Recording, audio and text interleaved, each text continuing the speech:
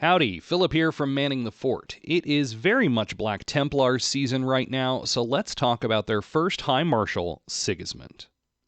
Now, before we begin, a big spoiler warning for a lot of the Horus Heresy series, especially the Siege of Terra books. Before you watch ahead, you have been warned. Also, this is easily my most ambitious lore video so far, so if you see something I've missed or disagree with some of my conclusions, let me know in the comments below. In the current era of 40k lore, Sigismund is best known for being the first High Marshal of the Black Templars, effectively their chapter master, but books set during and after the Horus Heresy give us a lot of insight into the man widely considered to be the most skilled Space Marine duelist of his era. Throughout the Heresy, Sigismund is first captain of the Imperial Fists Legion. He is the most favored son of Rogel Dorn and leads the Fists' elite Templar brethren, who are tasked with guarding the Temple of Oaths aboard the Phalanx, the Legion's enormous flagship. Sigismund is the finest duelist amongst the Legionis Astartes. Essentially, nobody but a Primarch could reliably beat him. He ends up developing a friendly rivalry with Karn of the World Eaters Legion. Sigismund spends a good deal of time in the World Eaters' fighting pits, and even takes on some of their customs, like chaining his weapons to his arms. One word to keep an eye out for when it comes to Sigismund in combat is certainty. We get some glimpses of Sigismund in non-lethal combat with his fellow Astartes before the heresy breaks out. In the short story Templar, we see him fight Jubal Khan of the White Scars in an honor duel and Karn in the fighting pits. While Sigismund is an unmatched single combatant, having only lost when Sevatar of the Night Lords cheated during a duel, it's pointed out by multiple other Astartes that single combat and warfare are not the same thing, and that he has a lot to learn about the latter.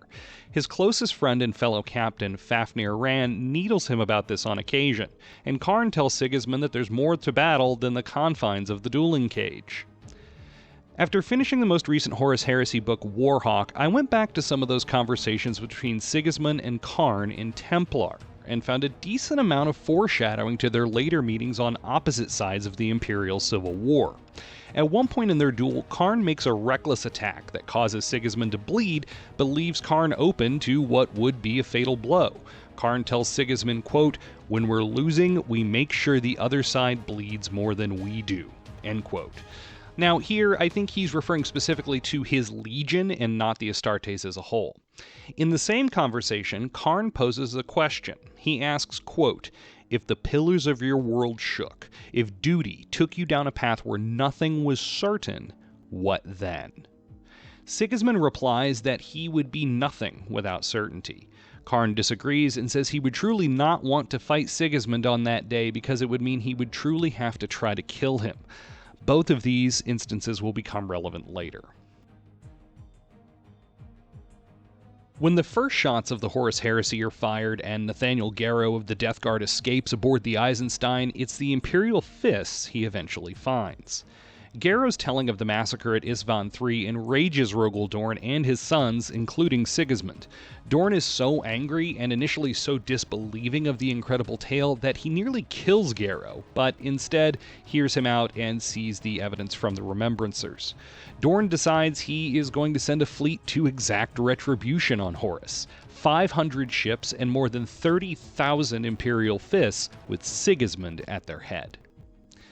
It's sometime after the revelation of Horus's treachery that Sigismund finds himself wandering the lower decks of the Phalanx, where some of the refugees that escaped the massacre with Garrow are being quartered. Among them is Euphrates Keeler, who some view as the first Imperial saint, but regardless is at the center of a growing Imperial cult.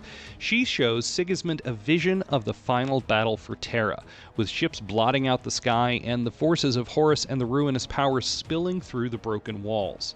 What's truly significant is that she isn't just telling him about these things, he actually sees them, as she describes the battle to come. She tells him he has to choose. He can either die alone under the light of an unknown star, or he can stand beside his father at the ultimate battle for the Imperium. The vision from Keeler is what starts Sigismund on the path toward the imperial cult.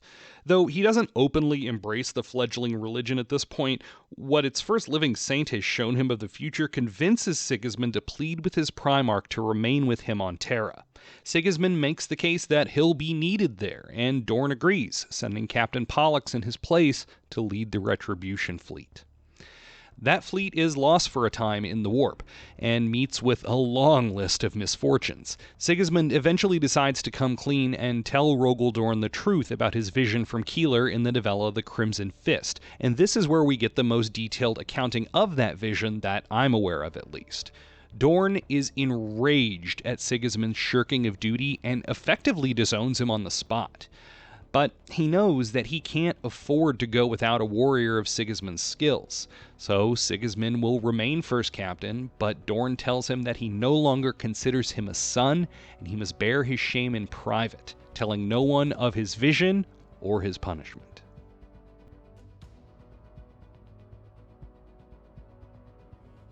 When Horus and the traitor legions arrive at Terra, Sigismund is indeed there, and despite his shame, sees it as his duty to stand beside Dorn and defend the Imperium in this final battle. While he's still formidable, Sigismund is not the same warrior anymore. Karn's questioning of what will happen when his world is shaken and nothing is certain has come to pass. The very foundations of who Sigismund is have been shaken to the core. Still, he is the first captain and still a very capable combatant. Sigismund and Karn meet again during the novel The First Wall. As always, the two are very closely matched, but during the battle, Karn is infused with unholy power by the blood god Khorne and overpowers Sigismund, who has to flee. Later, in the book Saturnine, the Emperor's children Primarch, Fulgrim, is delighting in tormenting a mortally wounded Imperial Fist on the walls when something crashes into his side, hacking madly at him with a sword. It is, of course, our boy Sigismund. While Sigismund is arguably the deadliest Astartes with a blade, the Primarchs are a whole different order of deadly, especially one infused with the power of a chaos god like Fulgrim is. Still, Sigismund actually manages to draw blood, splitting Fulgrim's lip before the Primarch snatches him up by the neck and is just about to kill him.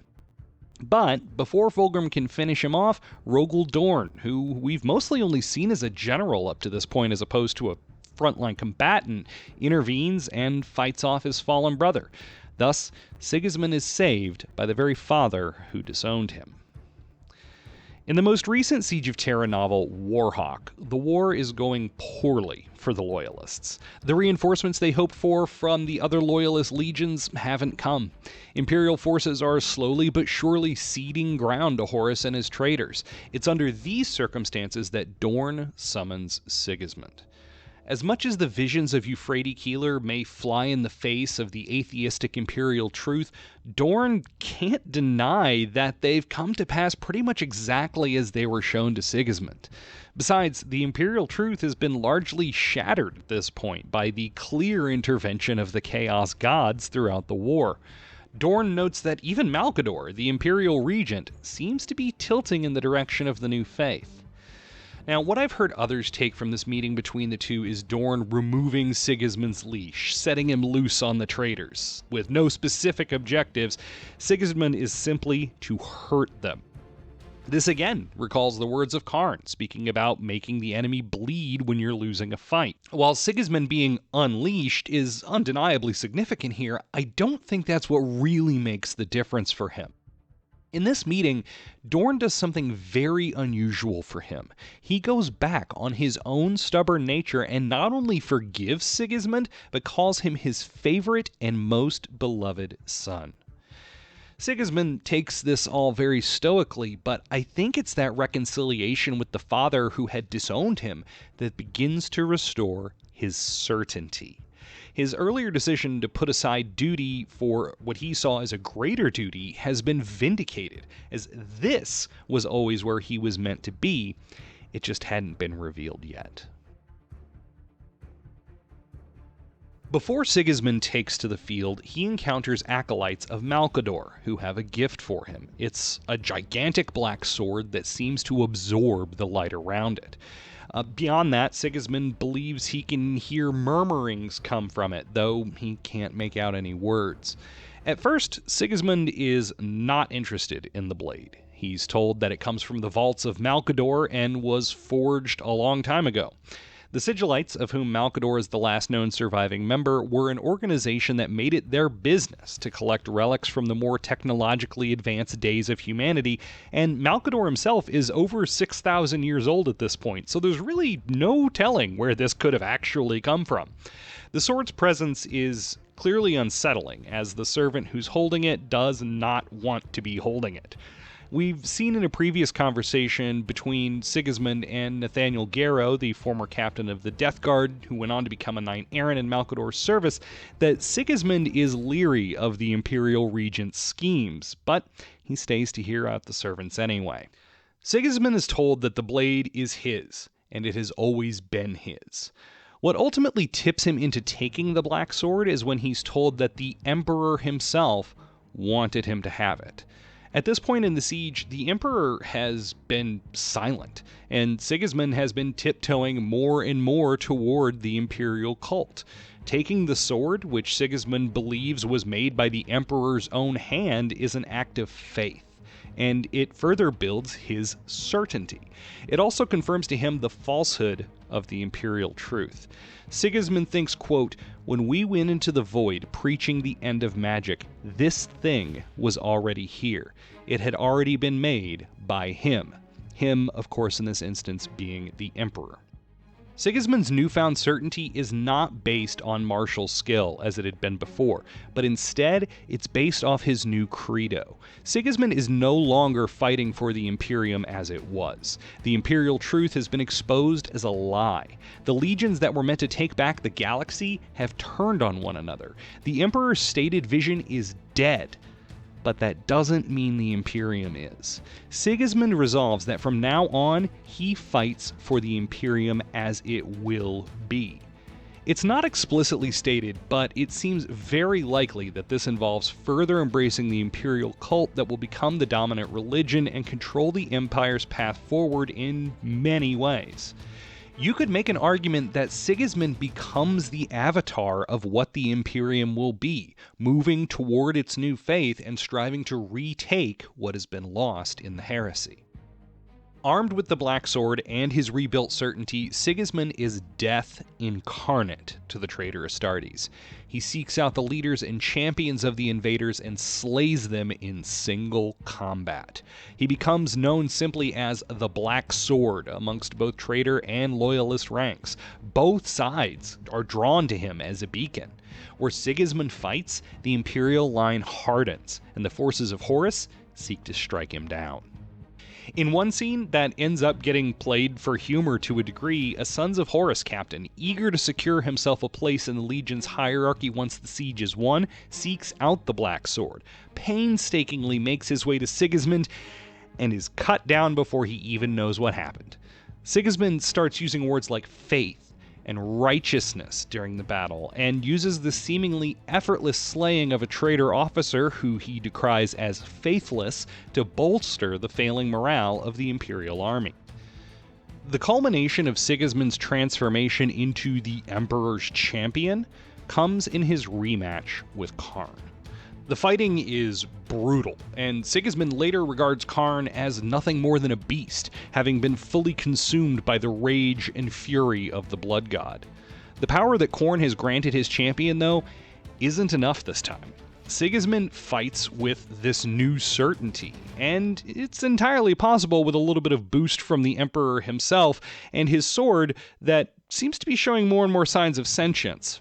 Sigismund doesn't perceive the fight as a whole, just glimpses here and there. He is the sword, which is also how some of his previous duels have been written, letting us know that he's back and perhaps better than ever when it comes to single combat. Through the fighting of the various battles, all of the gold on the Templar Brethren's armor has been worn away, leaving only black and white. Here, obviously foreshadowing the Black Templars, gets pretty heavy. Sigismund thinks in religious terms, like sacrifice and ritual. He sees the fight with Karn as between the believer and the infidel, his words. At the end of the fight, the point of view shifts to Karn, who, with the last bits of the man he used to be, sees what Sigismund has become. He sees the pitiless, remorseless fury of the zealot in his former friend. Karn has something of a vision himself, seeing thousands of black-clad Astartes fighting for the Imperium that will be consumed in the faith of the Imperial Creed, another very obvious nod to what will eventually become the Black Templars. His final, gasping words are to tell Sigismund that he's the more damaged of the two, before the Black Sword cuts him down in a moment that even the Blood God himself can only watch. Shortly after the battle with Karn, Dorn orders the Imperial forces to fall back to the final ring of defenses. He hears that Sigismund is still alive and is glad. More than that, he hears that his first captain is being referred to as the Emperor's Champion. Dorn remarks that that was once his title, but that Sigismund has earned it. As for Sigismund, he doesn't feel much after the battle. He seems to have been in a fugue state for a lot of it. He does recall the battle with Karn, as that had seemingly been the only real challenge throughout the entire ordeal. Even there, though, he doesn't feel pride in his victory. He again talks about the rejection of secular ideas and invokes his new certainty, a moral certainty. Again, his words. While it's never explicitly said, it's very clear at this point that Sigismund has turned a corner with regard to the Imperial cult, later to become the Imperial Creed. When he thinks about Rogal Dorn, he sees him now as less of a father and more a son of the Emperor that he refers to as the fount of all righteousness. Sigismund wants to continue in his role of destroying the champions of chaos, something that will be carried forward in the tradition of the Emperor's Champion through the Black Templars for millennia to come. Again, here he sees Karn as little more than a beast at the end, and he sets his sights higher. He doesn't presume to take on a Primarch this time, and has questioned whether attacking Fulgrim in the first place was a desperate attempt at redemption or simple hubris. Instead, he sets his sight on his counterpart amongst the sons of Horus, Captain Ezekiel Abaddon. There's still more of the Siege of Terra to be played out, but the stage has very much been set for what Sigismund and the Black Templars will become. We don't know exactly how his role in the final battles will be written just yet, but we do know how his story ends centuries later. But that will have to wait for another time. If you've stuck around this long, thank you very much. If you enjoyed this telling of the story of Sigismund, I'd very much appreciate it if you liked and subscribed. If you have your own thoughts, feel free to drop a comment below, though I would ask that we keep things civil. I've seen how lore arguments can get online. Just remember, we're all here to have fun in our favorite fandom. If you want more Templars lore, you can check out this video, where I discuss some of the updates that came with the new Codex supplement. Until next time, thanks for watching, and I'll talk to you soon.